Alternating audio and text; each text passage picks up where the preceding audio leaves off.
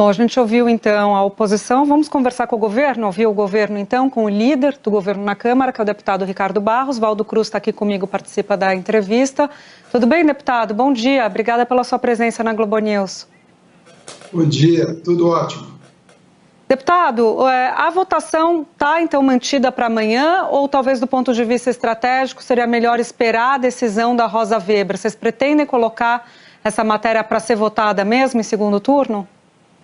Será votada amanhã, até porque o ativismo político do judiciário ele é sempre permanente e imprevisível. Então nós vamos continuar votando esta matéria, vamos votar amanhã, nós queremos aprová-la, teremos muito mais parlamentares presentes, teremos votos que vão mudar para a favor da PEC, estamos negociando com a oposição a manutenção dos votos que foram dados a favor da população carente do Brasil, atingida pelo isolamento social da pandemia e que continua precisando do auxílio para poderem se manter. Então, a votação não foi uma votação a favor ou contra o governo, foi uma votação a favor ou contra os pobres, os necessitados, os que precisam do auxílio. E nós vamos convencer os parlamentares de que isso é importante para o Brasil.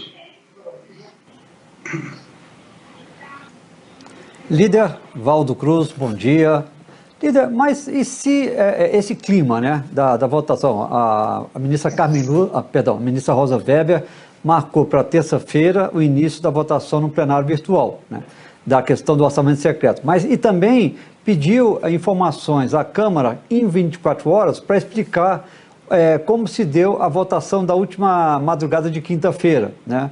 A avaliação de que algumas regras regimentais não foram obedecidas. Isso não cria um ambiente muito de tensão ali, os deputados podendo votar algo depois de descobrir que a sessão anterior pode ser anulada? Isso não pode, apesar dessa disposição de você, do senhor, do governo, do presidente da Câmara de votar, não pode levar alguns parlamentares a dizer, não, vamos esperar primeiro uma decisão do Supremo? Olha, Valdo, nós não podemos fazer isso porque tudo praticamente que se faz hoje se recorre ao judiciário. Os partidos de oposição perdem no plenário, recorrem ao judiciário, perdem no plenário, recorrem ao judiciário. São minoria, então obviamente vão perder mesmo. A democracia é isso, vence a maioria, a minoria precisa se conformar e não recorrer ao judiciário. Eles sabem que não tiveram votos para aprovar essa medida. Bem, o que eu penso é melhor votarmos amanhã essa nova questão, que é uma ação proposta pelo ex-presidente Rodrigo Maia. Ela ainda vai ser notificada à Câmara, a Câmara tem 24 horas, portanto a Câmara só vai responder depois da votação. Então é melhor nós aprovarmos a PEC em segundo turno, porque temos ainda que votar no Senado e temos um período de implantação deste benefício para que ele possa ser pago em dezembro. Então é urgente para nós a aprovação da PEC, nós vamos votar. Deputado, eu entendo quando o senhor fala que a oposição é minoria, então, portanto, em votações, se não conseguir se articular com o centro, não vai conseguir a maioria. Mas, nesse caso, o que eles questionam é que a regra do jogo foi alterada, que nem o Molon falou que a gente estava ouvindo. Eles estavam dizendo que o que Rodrigo Maia, que foi presidente da Câmara, alega, eu queria que o senhor nos explicasse, é que não pode se colocar uma emenda aglutinativa em cima de um texto que foi aprovado na Câmara, na comissão especial, que não tratava do assunto que a emenda aglutinativa está tratando. Então, o que eles estão argumentando estão fazendo algo que é ilegal, que não tem respaldo, o governo, né, o Lira, no regimento. Queria que o senhor nos explicasse, essa emenda aglutinativa podia ter sido feita dessa maneira? A emenda aglutinativa foi proposta pelo relator da matéria, o deputado Hugo Mota. A articulação de votação é liderada pelo presidente Arthur Lira, pela ministra Flávia Arruda, nós, na liderança do governo, com os líderes da base, votamos aquilo que a mesa acatou como uma solução legítima dentro das regras regimentais. O que se questiona é se o entendimento da mesa está ou não adequado. É isso que eu falo. A democracia é assim. Então, toda vez que a oposição perde, ela tenta criar um terceiro turno, né? Vamos ver se agora a gente consegue derrubar isso lá no judiciário, porque aqui a gente não tem voto.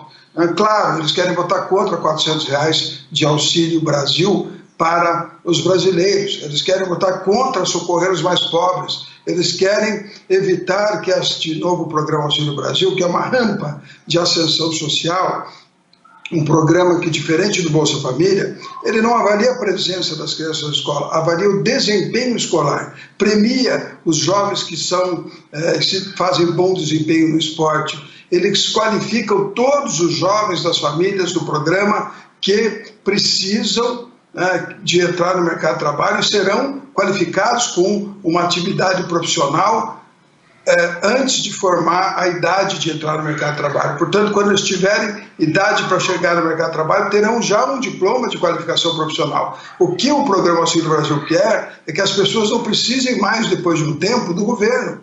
E o Bolsa Família procurava manter essas pessoas no programa como clientelismo para o governo. A gente quer que o brasileiro cresça e viva com as suas próprias condições de sustentar a sua família. Então, votar contra esse programa Auxílio Brasil, eu não entendo, a oposição está muito desconfortável, porque ela sempre defendeu atender os pobres, mas agora, por conta da repercussão eleitoral de que pode favorecer o presidente Bolsonaro, o novo programa, porque ele é muito melhor que o Bolsa Família, eles querem votar contra, olhando para a eleição. Prejudicar os pobres para derrotar Bolsonaro na eleição. Não vai dar certo, é óbvio que não vai dar certo. Bolsonaro já disse, não abandonará os mais carentes. Líder, o deputado Alessandro Moron, líder da minoria na Câmara, líder da oposição na Câmara, ele se defende dessas críticas dizendo que ele não é contra o Auxílio Brasil. E, inclusive, ele diz o seguinte, nós somos contra a PEC dos precatórios. E o governo deveria adotar a edição de uma medida provisória bancando o complemento, para chegar a R$400 com crédito extraordinário, que, segundo ele, seria o caminho mais fácil para fazer isso. O senhor concorda com isso? Não seria melhor essa saída? Ou seja, ele falou, não estamos aqui contra um programa social, estamos contra adiamento do pagamento dos precatórios, mudança nas regras dos tetos dos gastos públicos, que até, inclusive, eles são críticos, mas agora não querem mudar mais a regra do teto. Então, eles se defendem dessa crítica que o senhor está fazendo e defendem que o governo adote o crédito extraordinário para bancar o complemento do Auxílio Brasil. É uma opção do Executivo, eles precisam ganhar a eleição, ser o executor da despesa e aí adotarem a solução que eles acham melhor. O ministro Paulo Guedes encontrou nesta solução a mais equilibrada. Lembre-se que precatórios em 2016 eram 13 bilhões de reais. No ano passado, neste ano, 2021, 45 bilhões de reais e no ano que vem 90 bilhões de reais. Desse jeito, no próximo ano serão 200 bilhões de reais. Não há esse dinheiro dentro do limite do teto para ser pago. Então, nós precisamos entender com clareza de que é preciso dar solução nessa regra. Essa regra já é adotada em estados e municípios que pagam 2% da receita corrente líquida em precatórios, depositam no Tribunal de Justiça e o Tribunal de Justiça vai executando o pagamento. Tem um limite orçamentário para cumprir precatórios. Nós não podemos estar sujeitos a um crescimento exponencial da despesa de precatórios que acabou ocupando todo o limite que o governo tinha para infraestrutura, para programas sociais. Então, nós queremos, sim, cumprir os compromissos do governo. Essas dívidas são dívidas de 20 anos, 30 anos atrás. O governo é o governo, ele precisa pagar e propôs uma forma de pagar. Esta solução proposta pelo líder Moron exige a edição de um decreto de calamidade pública. Então, nós já tivemos 700 bilhões de auxílio no primeiro ano da pandemia, tivemos 100 bilhões de auxílio neste ano e teremos apenas 30 bilhões no ano que vem. Esperamos daí já estar de volta na normalidade. É perfeitamente razoável o que o governo está propondo, uma solução para esses 30 bilhões necessários para atender as famílias carentes do Brasil. É uma visão diferente, eles precisam ganhar a eleição para poder implementar o seu ponto de vista. Não adianta dar palpite no mandato alheio. Eles tiveram a chance de governar, fizeram o que tinham que fazer e agora temos um novo governo que tem outra visão. Por exemplo, o ministro Paulo Guedes é da visão do liberal, da economia liberal. E ele vai trabalhar dentro dessa lógica. Claro, 2 anos de pandemia em 3 anos de governo Bolsonaro afetaram a capacidade de implementar aquela visão do ministro Paulo Guedes, Júlia e Valdo, que era uma visão do Estado mais leve, das privatizações, do Estado focado no social, na educação e na saúde, e não pudemos diminuir o tamanho do Estado porque a pandemia prejudicou este plano. Mas no próximo mandato vai fazer isso e o Brasil então estará muito melhor posicionado dentro da questão econômica do que está hoje. É que a crítica que se faz, deputado, aí não só pela oposição, mas também por técnicos, gente que acompanha a execução orçamentária, é que via PEC o espaço fiscal que o governo está tendo é muito maior do que o que precisaria só para ajudar os mais pobres. O espaço fiscal entra também o que o Arthur Lira e outros parlamentares estão querendo, que são as emendas. Então a crítica que se faz é isso, para que abrir esse espaço fiscal tão grande, né?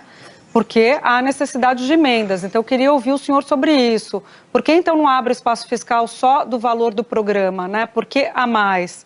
Já que, como o senhor destacou, era só para ajudar os mais pobres. E uma segunda pergunta, deputado, se o senhor puder nos ajudar aqui, qual o quórum que o senhor acha que deve ter na votação de amanhã? Com qual quórum seguro o governo está trabalhando? Bem, primeiro, nós vamos votar de qualquer forma. Nós estamos mobilizando os parlamentares, porque nós temos um prazo para aprovar no Senado e implementar a medida. Então, nós não estamos podendo escolher o dia com mais ou menos quórum. Vai ser amanhã a votação, os parlamentares estão convocados e vamos aprovar a PEC dos precatórios amanhã.